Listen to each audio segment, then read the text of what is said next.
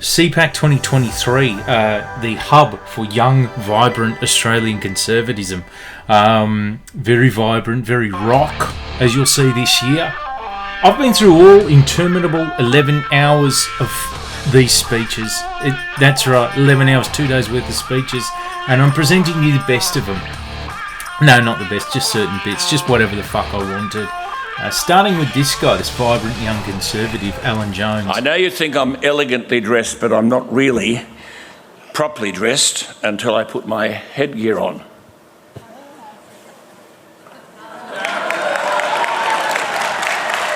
How does that look? Can you read the NO?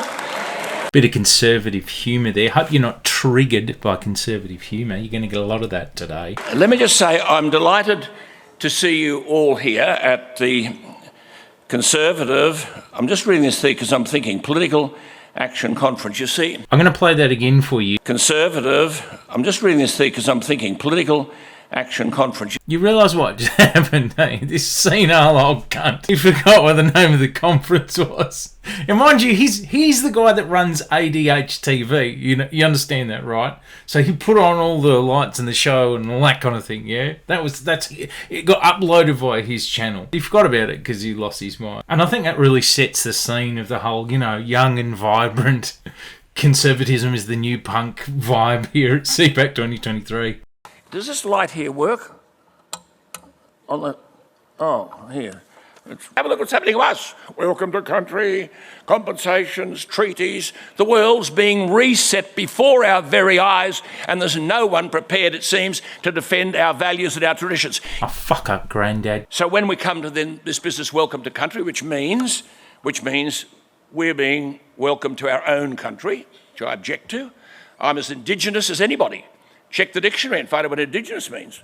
The nation in which you were born. You're Indigenous. Most of you here are Indigenous. With everything that I play you that these people say, I want you to check in with yourself and go, is it authentically conservative establishment or traditionalist conservative thought, or is it just something that an angry boomer whose family won't speak to them anymore would post on Facebook? And of course out there they say, here we go, all this conspiratorial talk. I'm only reading what he said. Alan's about to read to you from the work of an absolute fucking crackpot. Here we go. Post-war Marxist, the agent, a fellow called Cleon Skousen, in 1960. It takes a while. Marxist, former FBI agent, but a Marxist, and a manifesto. And he talked about how we'll achieve our ends. Skousen was not a Marxist. He was an obsessive anti-communist who literally thought that the communists were breeding like secret sleeper cells of ordinary people who could be activated by secret signals to like take over freedom-loving nations and what have you. He was a lunatic, and what is this old fucking crackpot listening to? Where's he getting his info from? Am I the only one that's fed up to the back teeth now with getting everything delivered in a brown paper bag instead of plastics, eh? See? Boomer Facebook shit. So why should we be surprised, therefore, to learn that we are 1.5 years behind Singapore students when it comes to reading and science, 3 years behind when it comes to maths, and yet Greta Thunberg told us, and she addressed the United Nations, that we have stolen her dreams. People are dying. Entire ecosystems are collapsing. We're at the beginning of mass extinction. And of course, these are all lies, but they feed into the propaganda that's taught in the classroom. It feeds into the propaganda of kids. So now they think a boy can be a girl, no matter what the biology says. They put kitty litter in girls' toilets because some girls want to be cats. Yes, I edited there, but no, I didn't actually change his original meaning.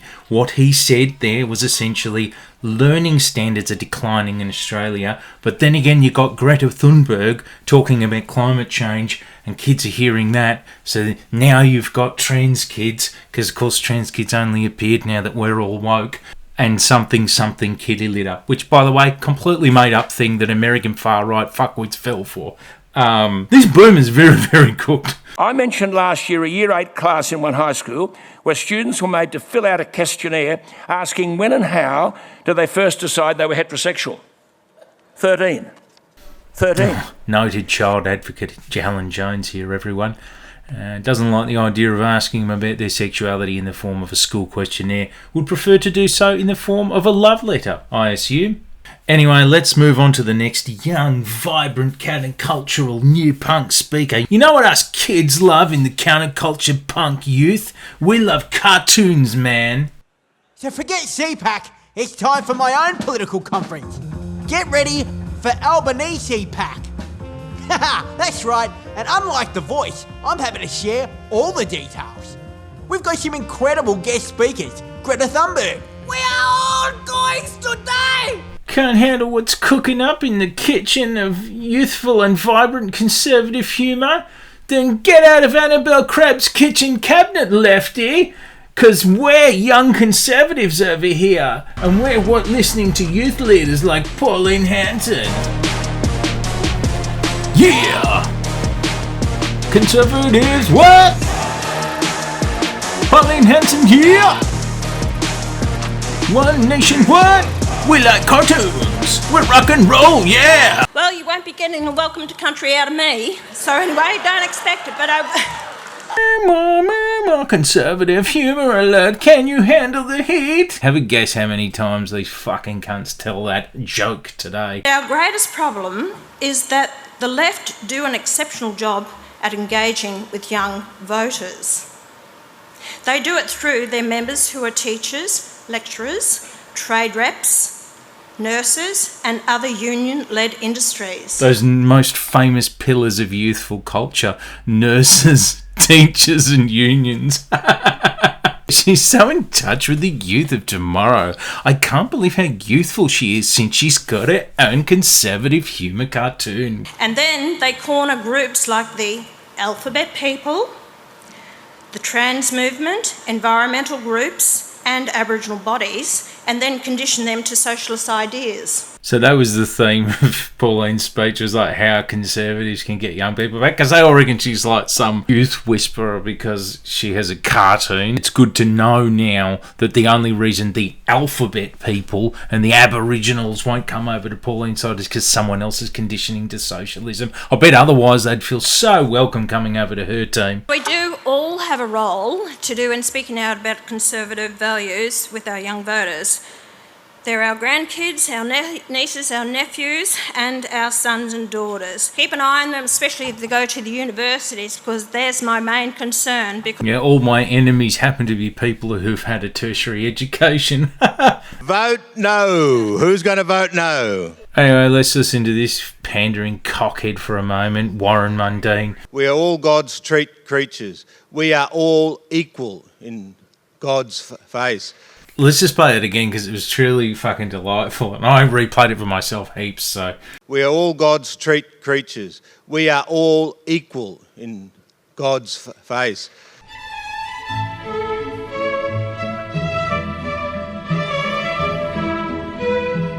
Alright, the following is a really funny example of what happens when conservative panderers and idiots awkwardly try to praise multiculturalism at a conservative conference. Have a listen. No, not putting any pity on my poor old Greek cafe, but my mate, having baked beans on toast from a tin was pretty tough. But now we've got all these other restaurants and Thais and Chinese and that, and we're all together as brothers and sisters in this journey. Oh, we all love a Thai restaurant, don't we? A good Thai restaurant. Fucking hell. You know, all these lefties and commos and Hold the Mayos and all these people say that we're racist.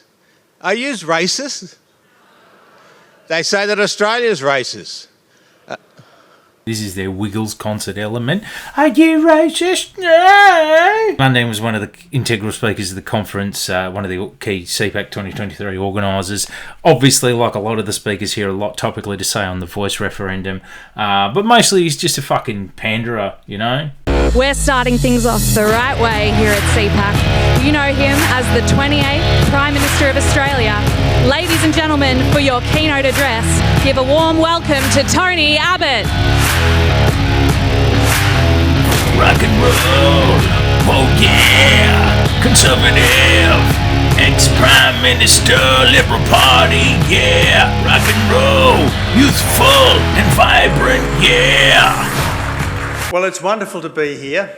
Holy shit, what the fuck is going on with his face? Walking Dead Season 7? It's always wonderful to see the audience get up off their feet at the start of the speech. But you only know that you've done well if the audience rises to its feet at the end of the speech. I got a big laugh from this fucking youthful crowd. They fucking loved that Conservative joke. Can you handle it? Even the history of Australia is far from perfect. Yes, if you go back far enough, there were injustices, there were massacres, but there was justice too for those who perpetrated them. With 7 white men hanged for the murder of black people after the Myall Creek massacre as early as 1838. There's a guy called Keith Windshuttle. He's this guy and John Howard's favourite polemic sort of right-wing anti-Aboriginal historian, wrote a series of books called The Fabrication of Aboriginal History, and he tries to present this sort of mythic, humane colonisation in which the bad whites were all punished for their bad deeds for the most part, and can't we all just get along, and most of all this stuff is just a big pity party by these lying Aboriginal Marxists. Myall Creek was one of many, many massacres, so yeah, there was heaps of them, and most of them were kind of encouraged. Hundreds of Aboriginal men would not have signed up to fight for king and country in 1914 and 1915 if they had been the subjects of a racist empire. Well, they were and they did, so I don't understand this like radical revisionism, you know? Like, there's no doubt that Australia is racist. What are we even doing here, cunt? I hope your face falls off, bro. I'm going to move on, man. Next speaker. Before I begin, can I just acknowledge the taxpayers and the ratepayers in the room? Triggered yet by the same joke for the 10th time, lefty, huh? So, this is the Honourable Keith Pitt, ex-Minister for Resources. He just beat the drum for nuclear energy and for keeping coal. Now, can I guarantee you, you won't get a nuclear reactor in every suburb in Australia. We look out at coal-fired power stations. I'm a great believer in maintaining our fleet because most of them, particularly in Queensland, you own them, right? They are yours. Oh, they are taxpayer assets. You have paid for them. Why wouldn't you benefit from them? Oh, you will fucking pay for them, all right? We're all going to pay for them. We're all going to pay for them in the end, I tell you what. They are terrified to know there are people across this country ready to stand up and fight for mainstream Aussie values, right? Here we go. Here's Jacinta, mainstream Aussie values prize here to do a bit of fucking pandering. This country has spent hundreds of billions of dollars on Indigenous affairs over the decades to try to help our most marginalised. But without accountability, without transparency, and without understanding how it is being spent and the effectiveness of these organisations, will not be able to improve the lives of our most marginalised. And I actually agree with all of that preceding excerpt to the letter. The only problem here is that we're listening to a senator for the Country Liberal Party, part of the coalition that really brought about the NT intervention in 2007, which is really an open declaration of war upon Indigenous communities, nothing less, and someone who continues to this very day, to this year when it was topical, to defend intervention-style measures. So you have to question how much this person actually has community interests at heart. I do. Let's start with Professor Megan Davis, a co-author of the Uluru Statement, who has said dozens of times that the Uluru Statement from the heart is longer than one page. Well, about a dozen times, I reckon. This is how brazen the lies get. Professor Davis is on video from 2018 saying, and I quote, "So the Uluru Statement, many people don't know, is 18 pages long." Yeah, this is really popular amongst this lot at the moment. Straight up pandering. I mean, go on the fucking website and read the damn thing regardless, you know. I get that they're getting a bit of political mileage out of going, they're lying to you about the length of the document. You know what the commonality is between a 1 page, an 18 page, a 50 page, a 5,000 page document? If you don't fucking read them, it doesn't matter. Thomas Mayo and Tila Reid. They don't want the best for Indigenous Australians. They want the rent paid. They want to pay their respects to the Communist Party, the elders of the Communist Party. You fucking pandering dog. I've met radical commos before, right? If you reckon Thomas Mayo and Tila Reid are radical... Look, she doesn't reckon that. None of this is what she reckons. She doesn't reckon anything. She's just pandering.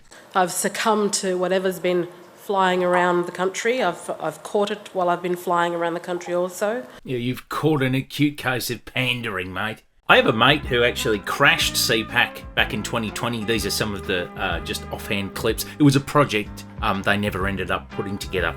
Anyway, so this was the CPAC in 2020 that they held on the day that Trump lost the election. I love how much this event pisses off lefties. I love that this event annoys Twitter, because it is a sign that we wish to be organised, that we wish to be focused, and we wish to learn from each other.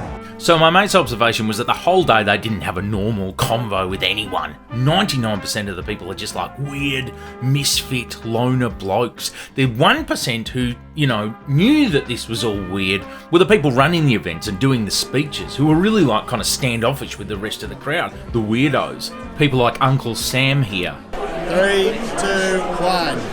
Everybody knows that Michelle's a tranny. Everybody knows that she's got a cock. Everybody knows that Bob Barry is that duck for that cock. Everybody knows. Everybody knows. Everybody knows. So yeah, the big dogs don't join in with the 99% of the weirdos. They all know it's NQR. They just want to get in, get the money, get the fuck out. That's what's going on here. It's a cringe fest. It's a babysitting session for weird racist boomers and Seppo-philes. Fundamentally, CPAC Australia is a babysitting event for people who wish they were part of Seppo culture war, because that's all they consume online.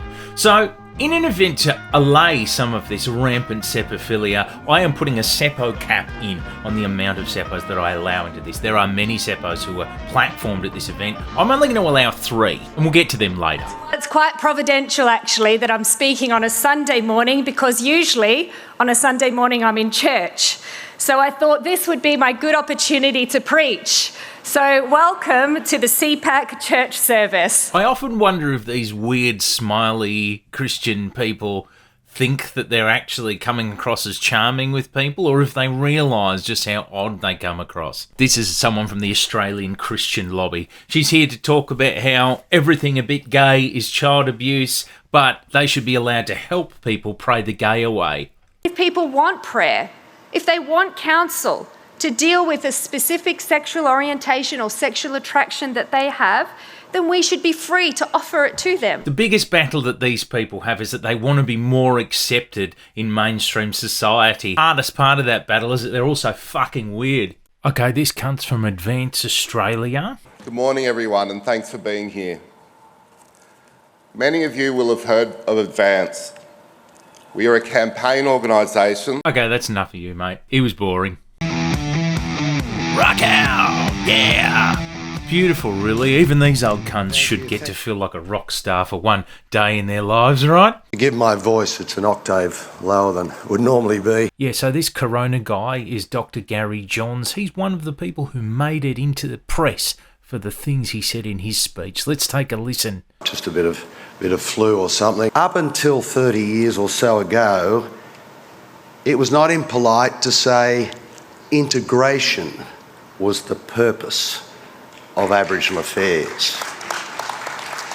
But we have been silenced in that. I mean, when you live in a settler colony whose history involved in the up to and including in the 1900s, taking children from their Indigenous families in order to assimilate them. When you're in that extreme of a settler colony situation, you'd fucking hope that as the decades pass, you'd gain a slightly better tool belt, including linguistically, for talking about how to treat Indigenous affairs. And if that means removing the term integration or assimilation, that's a development. Sorry, Gary, if that left you behind, bro.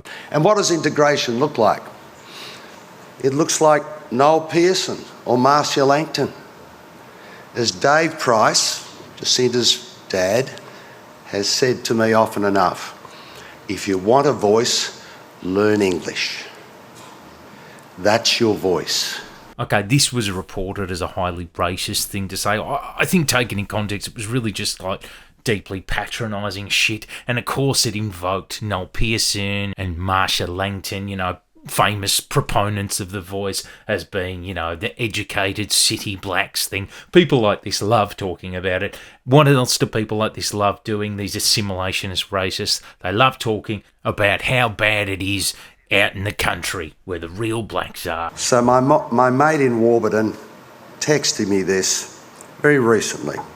Quote, 8 p.m. at night, and 6-year-olds are wandering the streets throwing fireworks into our and others' yards. Why?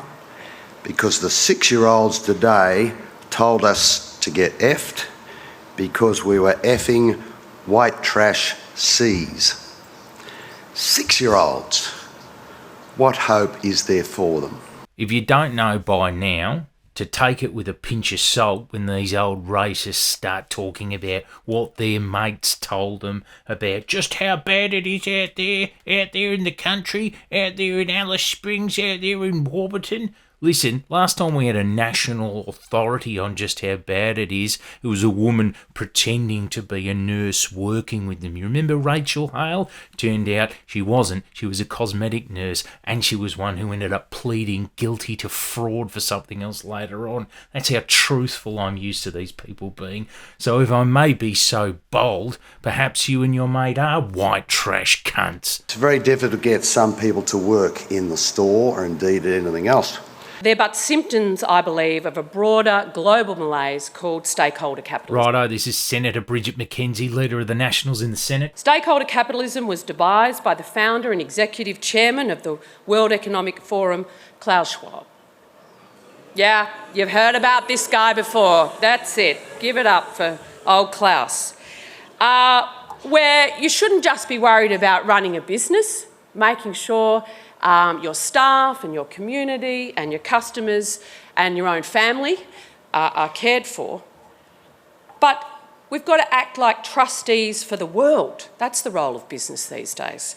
Stakeholder capitalism is meant to be a response to shareholder capitalism, which really is responsible to a large degree to why so much of the world is fucking on fire and flooding simultaneously. It's meant to breach beyond the traditional boundaries of big business of simply responding only to the profit-driven needs of shareholders and actually thinking of other stakeholders, you know, like, for example, the burning planet. Yes, Klaus Schwab and the WEF were fucking instrumental in this is upgraded terminology, but they're all lizards just hoping to get a buck, but they just happen to realise that the world is about to burn.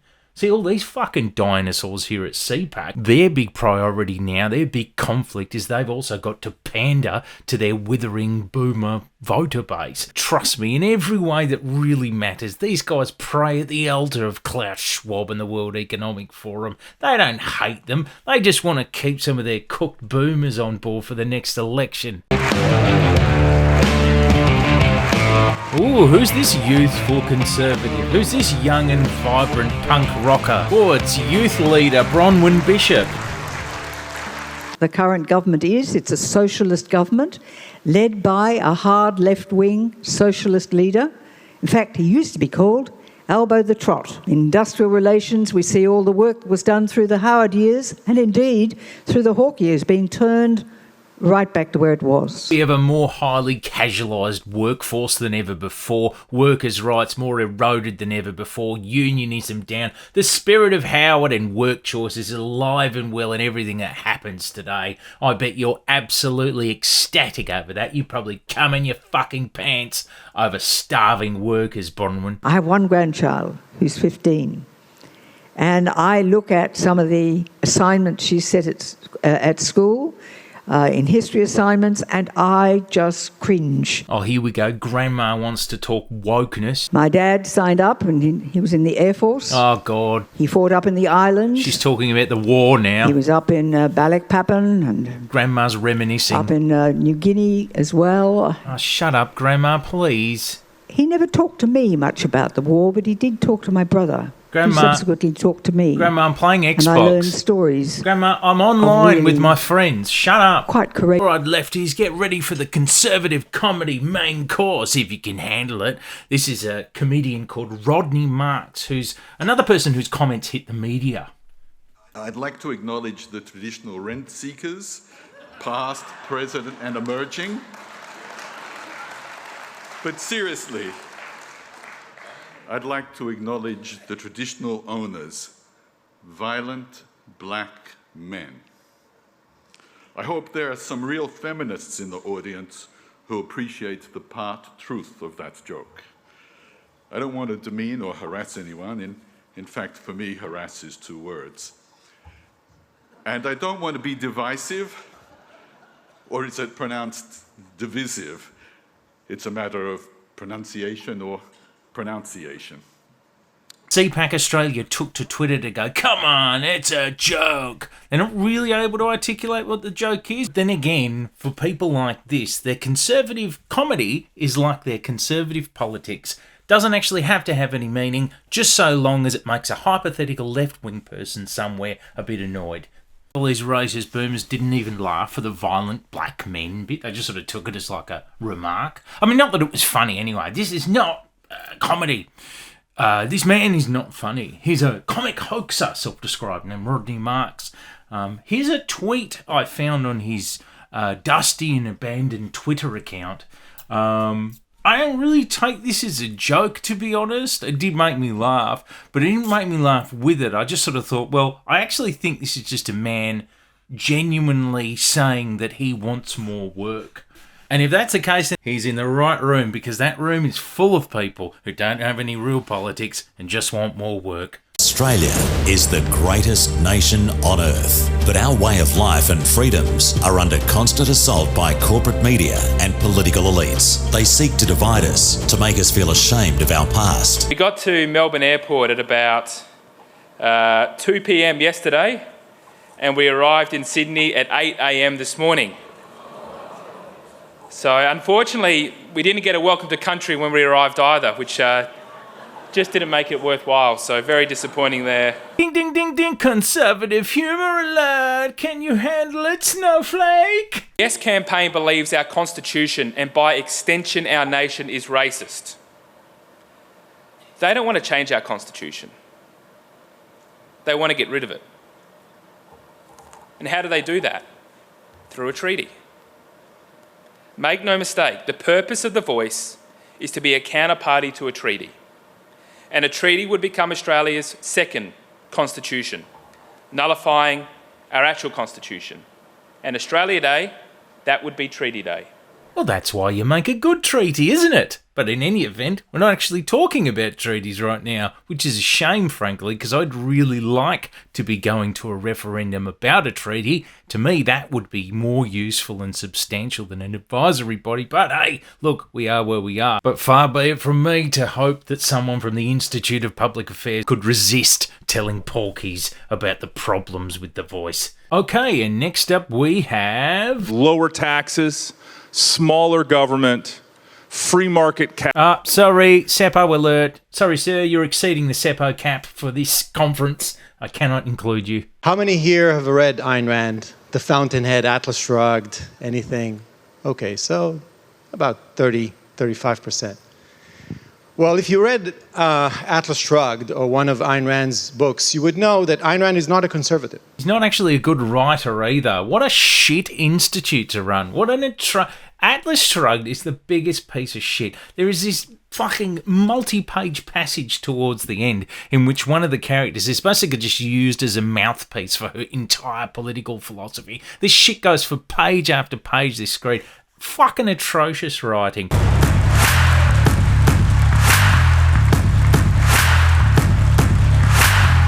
Shout out to good Christians and people who like to cheat on their wives. There you go. Friendly crowd. Don't get many of them these days. Conservatism so often is seen as a pejorative. It's seen as, you know, there's something quirky about it. You're not going to have much luck at the pub on a Friday night walking around telling everybody you're a conservative. That's not going to get you very far. See, just the word progressive. You're already having more luck on a Friday night at a pub as soon as you say, I'm a progressive. I'm a progressive. I'm well dressed, I'm a sharp dresser, and I'm a progressive. What a shame conference. All these fucking boomers, these naff conservative boomers, have to sit there and be told by speaker after speaker that they're boring, that they're naff, they're not trendy, they don't appeal to young people. Everyone who's young or who goes to a university is against them. It's just so shame. Hell yeah, guys, it's Conservative Bathroom Wars. Yeah! Lock up your bathrooms, guys. 6 months ago, I attended a Let Women Speak rally on the steps of Parliament House in Victoria. At some point during the day, two groups of socialists began clashing with each other, calling each other Nazis. And while they were being separated by the police, one group got up on the other side of Parliament House steps and did a Nazi salute. Those Nazi socialists never came near our group. They did not stand with us. They did not listen with us. They didn't speak. Within 24 hours, my face and my name became synonymous with Nazism in news stories all over the world. Look, Moira Deeming has been spending several months now grappling with the unfortunate consequences of having really shit people agree with her really shit views. Very unfortunate, but that's what happens, maybe, when you have really shit views. Remember what we were saying before about conservative panderers and idiots doing awkward defences of multiculturalism? Listen, check this one out. Think that you can go to a citizenship ceremony in Australia and a new Australia from any corner of the planet at that moment becomes every bit as an Australian as our oldest Aboriginal, as our Prime Minister. One really old Aboriginal. How we manage as a country climate and energy issues between now and 2050 will determine if mid-century our nation is rich or poor. Sure, but more importantly, how the entire world responds to climate between now and the mid-century will determine how on fire and underwater simultaneously we all are. Far be it from me to have to correct someone who's just fucking pandering to boomers, but this is the game, isn't it? I'm the cunt who chose to do an entire fucking video responding to bullshit artists and panderers at CPAC 2023. What's wrong with me? If we continue to go down the path that this socialist Labor government has laid out for Australia, we will be a poorer nation, a weaker nation, and a nation that will be captured by foreign interests that do not align to our own. We also need to consider nuclear for our own energy purposes. They can accept a fucking buck from the nuclear lobby. They can fucking gladly step into the climate discussion then. He's making a joke because he's not old like Joe Biden. He's not losing his mind. No, he's young and vibrant. Look at him. I'm concerned about our poor children. They suffer porn at school. This is child abuse.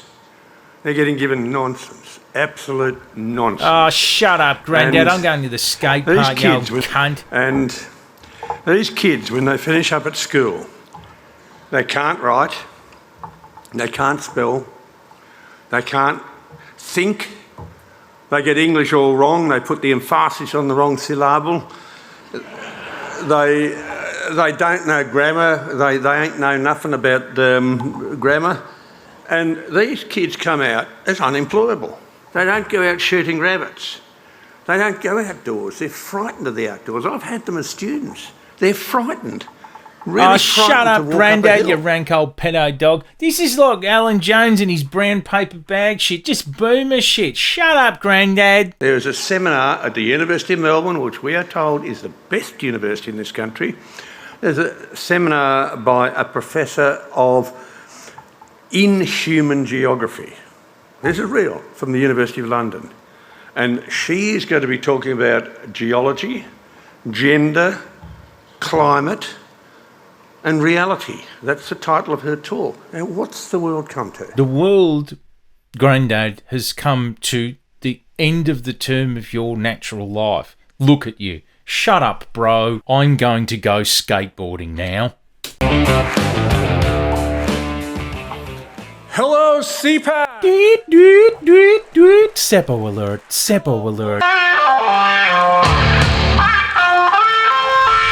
University campuses have become humorless, woke, and highly politicised centres of unlearning. At La Trobe University, if you tell a joke or you tease someone or use a nickname, that's defined as bullying. Literally, bullying is when you tease people and call them names and stuff. What do you want? What do you want to happen? Just unfettered attacks, interpersonal attacks from person to person? That sounds horrible, mate. And Southern Cross University students are forbidden from typing out a post in uppercase because that's construed as shouting. Written and email etiquette guidelines that have existed in the case of email since the 90s, as far as I can recall, are not wokeness. They're using their positions to critique and deconstruct Australian society. They are, in short, committed postmodernists. They are active disciples of the likes of Foucault, Derrida, Lacan, Deleuze, who in the 1960s rejected the cornerstones of Western civilization. These fucking pseudo-intellectual hacks feel so clever when they tell each other this shit. It's so fucking boring. I've heard it way too many times. You realise that these hacks get together at multiple conferences every year and they write countless books for each other, back and forth again and again, all telling and retelling this conspiracy theory they have that Foucault and Derrida created this philosophical climate in which the fundamental precepts of Western civilization were eroded by neo-Marxist postmodernists. That most of these cunts got it from Jordan Peterson. There's one of these cunts at every one of these conferences. Foucault, Derrida, postmodernism, universities. Shut the fuck up! These crazy theories are being carried by woke stormtroopers. Excuse me while I pepper my rigorous critique of academia with terminology like woke stormtroopers. Here's a guy from the Australian Jewish Association in the crowd talking ultra-Zionism with the Vox Pop guy. Pointed out a really troubling thing to me earlier, and that is that some of the more extreme voices in favour of the voice of Parliament, you know, Aboriginal sovereignty in this country, have close links with the Palestinians. Sure, I mean, we know, we see at Invasion Day rallies, you'll never see an Australian flag, you see two flags. You see the Aboriginal flag and the Palestinian Arab flag. We saw Lydia Thorpe just last week speaking at the Australian Press Club, wearing a badge with, not like my one with the Australian flag, but with the Palestinian flag and the Aboriginal flag. So, oh no, don't let the blacks and the Arabs talk to each other. What's going to happen? Oh God. Vernon Jones. Hello, America. Hello, Australia. Fuck off on a plane back home right now, cunt. And here we have two of the three seppos I am going to permit into this video. Founders of Give, Send, Go, the financing platform of choice for militant Australian white supremacists. As you can tell, I don't sound like an Australian because I'm not from Australia. I'm an American. Yeah, you're a seppo dog. Get on with it, mate. But we've heard from many people that we've talked to this weekend. They say, oh my goodness, we've been hearing about Give, Send, Go and how you fund neo-Nazis and white supremacists. And I go, that's awesome, because you know what? When they have to start throwing around terms like that, it means they have nothing else to say about you. Too right, Heather Wilson. I don't have anything else to say about you. I'm not interested in you. I'm not interested in Give, Send, Go. All I care about is that you have permitted no less than $50,000 of fundraising for militant, organised, violent Australian neo-Nazis. The kind who are accelerationists and the kind who venerate the Christchurch killer, who they once tried to recruit. I see them as being dangers of permitting the same kind of thing down the track. You've permitted $50,000 of their fundraising. That's the only problem here, mate. Right? Like if they actually had something about us that they could drag us through the mud, they would have something to say. But these are the terms they throw when they have nothing else to say. So they hope to scare you. I'm not hoping to scare you. These are emails. Look, right here, from Give, Send, Go to Thomas Sewell, leader of the National Socialist Network, effectively just telling them, take the swastika picture off and then we'll let you fundraise. So they know who they are. This is not me trying to give you bad vibes, Heather. This is the truth. Well, ladies and gentlemen, first I want to acknowledge Andrew Cooper and pay my respects. Can hear some triggered lefties. Conservative humour alert. I just wonder how many young Australians know who Reagan and Thatcher were. After all, their views were far too radical for today's impressionable minds. Fuck, and I say this with the greatest respect, off Grandad. There are parallels between Germany 1933 and Australia 2023. You say everything is neo-Nazi. As soon as you say neo-Nazi, you've lost the argument. Okay, guys, I have 3 more speakers to go, including one Seppo. Bear with me. Apologies for the Seppo. I went out this morning, got some exercise, and I realised that even that's far right these days.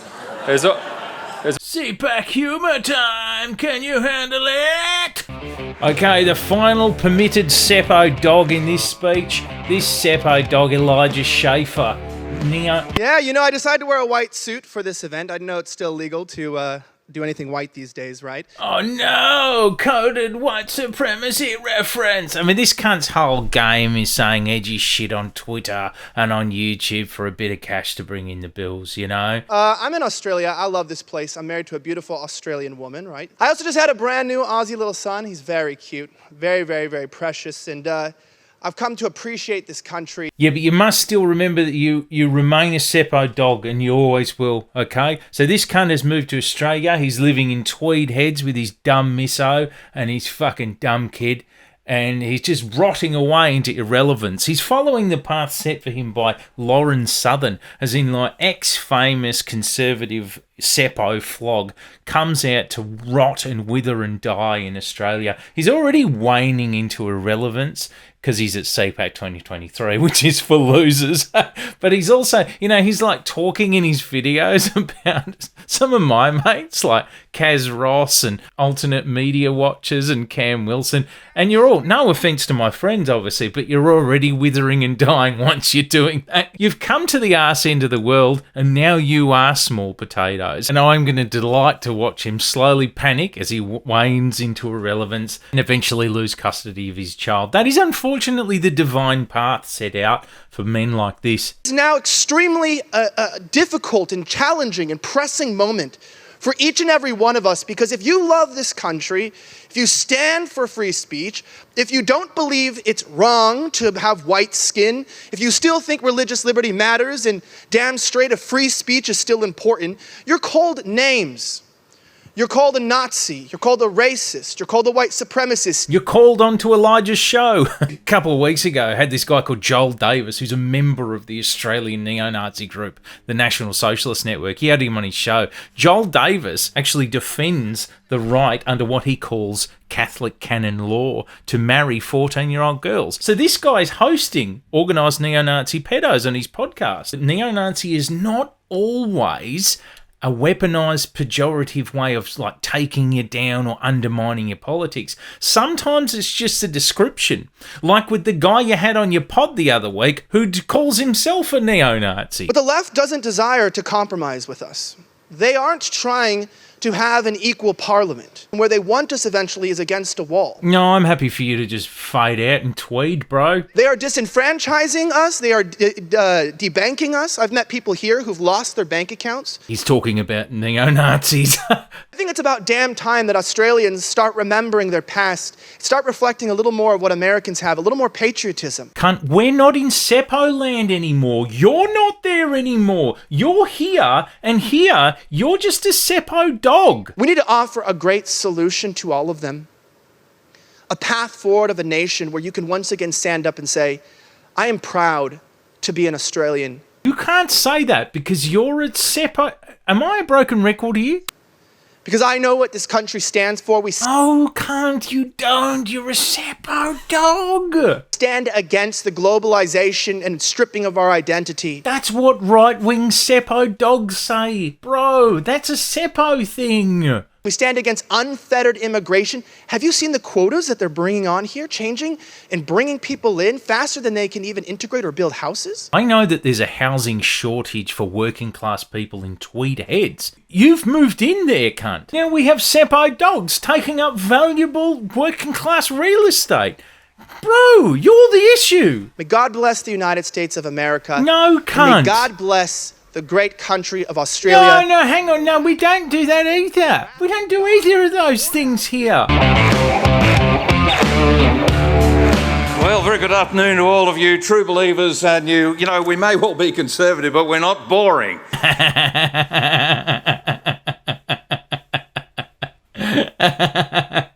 I think that's a good note to end on. Thanks, Gary.